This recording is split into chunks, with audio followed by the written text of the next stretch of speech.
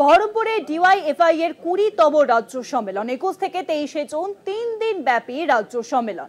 আগামী দিনে বাম যুব সংগঠনের নেতাদের নাম ঠিক হবে এই সম্মেলন থেকে। সম্মেলনে রয়েছেন বহরমপুরের টেক্সটাইল মোড়ে এই সম্মেলন হচ্ছে এবং সেই টেক্সটাইল মোড় থেকে প্রকাশ্য সমাবেশের মাধ্যমে শুরু হয়েছে সম্মেলন।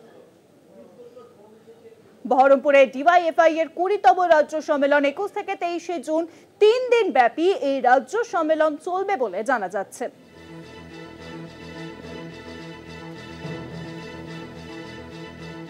আর এই বিষয়ে আরো জানাবেন নিউজরুমে এখন সঙ্গে রয়েছেন আমাদের প্রতিনিধি সত্য সুন্দর ভট্টাচার্য। সত্যদা, এই যে সমাবেশ হয়েছে এই সমাবেশ থেকে কোন কোন সিদ্ধান্তগুলো উঠে আসতে পারে?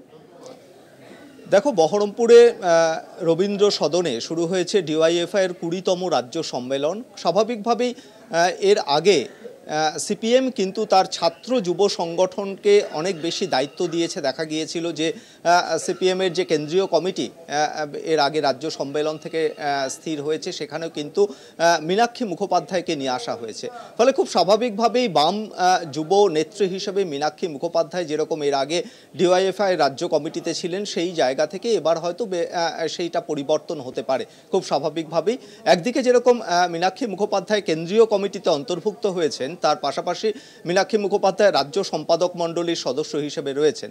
ফলে নতুন রাজ্য সম্পাদক কে হবেন ডিওয়াইএফআই এর এই 20তম রাজ্য সম্মেলন, যেটা 3 দিন ব্যাপী আজ থেকে শুরু হয়েছে বহরমপুরের রবীন্দ্র সদনে, সেই সম্মেলন থেকেই কিন্তু স্থির হবে। শুধুমাত্র যে রাজ্য সম্পাদক যুব সংগঠনের তা নয়, রাজ্য সভাপতি, এমনকি এই ডিওয়াইএফআই এর যুবর রাজ্য কমিটিতে কারা কারা অন্তর্ভুক্ত হবেন সেটাও কিন্তু যথেষ্ট গুরুত্বপূর্ণ। এই কারণেই গুরুত্বপূর্ণ যে ঠিক 1 বছরও সময় নেই আগামী 2026-এর বিধানসভা নির্বাচন। বামেরা মূলত ছাত্র এবং যুব সংগঠনের যে ভিত্তি, বিশেষ করে যুব সংগঠন, তাদেরকে কিন্তু বিভিন্ন সময়ের আগেও দেখা গিয়েছে নির্বাচনের আগে এক জনসংযোগের ক্ষেত্রে এই যুব সমাজকে কিন্তু অনেক সামনের সারিতে এগিয়ে এসে তাদেরকে কিন্তু লড়াইয়ের ময়দানে নিয়ে আসা হয়েছে। সেক্ষেত্রে বিধানসভা নির্বাচনের আগে বাম যুব সংগঠনের এই যে 20তম রাজ্য সম্মেলন, সেই সম্মেলনে নতুন প্রতিনিধি কারা রাজ্য কমিটিতে অন্তর্ভুক্ত হবেন, তাদেরকে কিভাবে বিভিন্ন জেলা থেকে এবং আগামী বিধানসভা নির্বাচনে তাদেরকে কিভাবে দলের রাজনৈতিক প্রচারের কাজে লাগানো হবে, সেটাও কিন্তু একটা রণকৌশলগত সিদ্ধান্ত বাম শীর্ষ নেতৃত্বের তরফে। সেক্ষেত্রে সিপিএম কিন্তু মনে করছে যে এই যুব সংগঠনের যে নতুন রাজ্য কমিটি, সেই রাজ্য কমিটিকে সামনে রেখেই কিন্তু আগামী বিধানসভা নির্বাচনকে তারা বিভিন্ন ইস্যু, বিশেষ করে কর্মসংস্থানের ইস্যু, আজকে বহরমপুরের টেক্সটাইল মোড়ে সেখানে কিছুক্ষণ আগেই বক্তব্য রেখেছেন বিদায়ী রাজ্য সম্পাদক মীনাক্ষী মুখোপাধ্যায়, এবং তারপরেই সিপিএম এর রাজ্য সম্পাদক মোহাম্মদ সেলিমও বক্তব্য রেখেছেন। সেক্ষেত্রে মীনাক্ষীর মুখোপাধ্যায় সরব হয়েছেন। এর আগেও যেরকম তিনি জানিয়েছিলেন যে কর্মসংস্থানের দাবিতে, রাজ্যে বেকারদের চাকরির দাবিতে এর আগেও কিন্তু বামেদের বিশেষ করে যুব সংগঠন তারা বিভিন্ন কর্মসূচি নিয়েছিল। সেক্ষেত্রে একেবারে বিভিন্ন এই বেকারত্ব, তার পাশাপাশি নিত্য প্রয়োজনীয় জিনিসের দাম বৃদ্ধি, একেবারে সাধারণ মানুষের যে সমস্ত ইস্যুগুলো রয়েছে, সেই ইস্যুগুলোকে আবারও নতুন করে তুলে ধরে বিধানসভা নির্বাচনের আগে বাম যুব নেতৃত্ব তারা কিন্তু সামনের সারিতে এগিয়ে আসতে চাইছেন, এবং সেই জায়গা থেকে সিপিএম কিন্তু রণকৌশলগত দিক থেকে এই বাম সিপিএমের যুব সংগঠনের যারা নতুন নেতৃত্ব উঠে আসবেন এই রাজ্য কমিটিতে, তাদেরকেও কিন্তু সামনের নিয়ে এসে প্রচারের কাজে লাগাবেন, এমনটাও কিন্তু নির্দিষ্ট ভাবে তারা রণকৌশলভাবে সেটা স্থির করেছেন। ফলে খুব স্বাভাবিকভাবেই এই 3 দিনের যে ডিওয়াইএফআই এর রাজ্য সম্মেলন, সেই রাজ্য সম্মেলন বিধানসভা নির্বাচনের আগে যথেষ্ট গুরুত্বপূর্ণ বলে মনে করা হচ্ছে।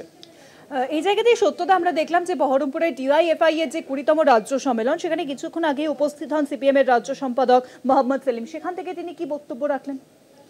দেখো, খুব স্বাভাবিকভাবেই মোহাম্মদ সেলিমও তার বক্তব্যের মধ্যে জানিয়েছেন যে বিধানসভা নির্বাচনের আগে বাম যুব সংগঠন তারা কিন্তু বিভিন্ন চাকরির দাবিতে যেরকম সরব হয়েছেন, এর আগে যে সমস্ত চাকরি প্রার্থীদের যে সমস্ত আন্দোলন চলেছিল, সেই আন্দোলন, চিকিৎসকদের আরজি করের ঘটনার পরে চিকিৎসকদের যে আন্দোলন, সেই আন্দোলনেও কিন্তু সমানভাবে দেখা গিয়েছিল যে বাম যুব সংগঠন তারা কিন্তু সামনের সারিতে এসেছিল, এবং সেই জায়গা থেকে মনে করছেন যে বিধানসভা নির্বাচনের আগে এই যুব সংগঠনকে কিভাবে আরও কাজে লাগানো যায়, বিশেষ করে বিভিন্ন যে সমস্ত ইস্যু রয়েছে, একেবারে জেলাভিত্তিক বিভিন্ন ইস্যু রয়েছে। এর আগেও দেখা গিয়েছে যে যুব সংগঠন ডিওয়াইএফআই যে সমস্ত কর্মসূচি নিয়েছিল সেগুলো কিন্তু একেবারে সাংগঠনিক দিক থেকে কিন্তু তাদেরকে সেরকমই নির্দেশ দেওয়া হয়েছিল, এবং সেই নির্দেশের ভিত্তিতেই বলা যেতে পারে যে চাকরির দাবিতে, বেকার যুবকদের চাকরির দাবি যেরকম তাদের দাবির মধ্যে রয়েছে, তার পাশাপাশি নিত্য প্রয়োজনীয় জিনিসের মূল্যবৃদ্ধি সহ একাধিক ইস্যুগুলো, সেই ইস্যুগুলোকেই কিন্তু তারা সামনে নিয়ে আসতে চায়। এবং আজকের যে প্রকাশ্য সমাবেশ, সেই সমাবেশ থেকেও কিন্তু সেই বার্তাই শোনা গেল সিপিএম এর রাজ্য সম্পাদক মোহাম্মদ সেলিমের গলায়। অনেক ধন্যবাদ সত্যতা। আমাদের সঙ্গে ছিলেন আমাদের প্রতিনিধি সত্যসুন্দর ভট্টাচার্য। বহরমপুরে ডিওয়াইএফআই এর 20তম রাজ্য সম্মেলন এবং সেখানে উপস্থিত হন কিছুক্ষণ আগে সিপিএম এর রাজ্য সম্পাদক মোহাম্মদ সেলিম।